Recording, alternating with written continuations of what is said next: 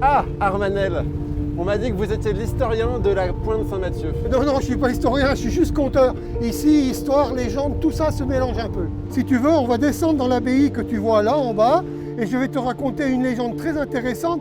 Donc vous êtes en train de me dire que là, je viens d'avoir monté 365 marches et qu'il faut que je les redescende? Les vestiges dont je te parle, ce sont des fleurs rouges.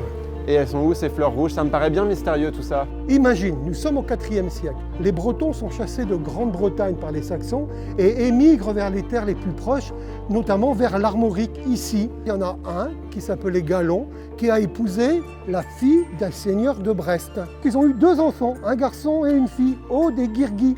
Mais sa femme est morte peu de temps après. Quand il a voulu se remarier, il ne s'est pas remarié avec une femme d'ici, mais avec une émigrante. Et cela n'a pas beaucoup plu aux gens du coin ici. Cette pauvre deuxième femme s'est vengée sur les enfants du premier mariage. C'est que ça n'a pas dû être facile pour les 2 enfants.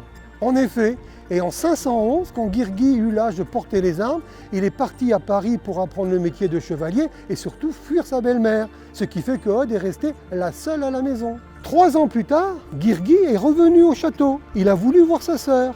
Il est tombé sur sa belle-mère. Donc elle lui conseille de passer son chemin en lui disant que Aude est devenue une traînée et qu'elle avait déshonoré le nom de la famille.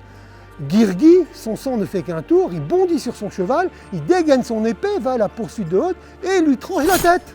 Mais c'est horrible comme histoire. Quand Guirguy vient au château après pour dire à son père qu'il a vengé l'honneur de la famille, Aude réapparaît avec sa tête sur son bras. Comme un zombie en fait. Aude pardonne à son frère et lui décide d'abandonner le métier des armes et de se faire ermite. Et il a fondé un petit monastère ici.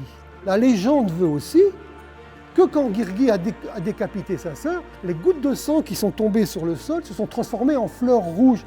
Des fleurs qui fleurissent toute l'année et qui sont d'ailleurs une espèce protégée qu'il est interdit de cueillir. Et la représentation de ces fleurs rouges est juste là, au-dessus de ta tête. Ah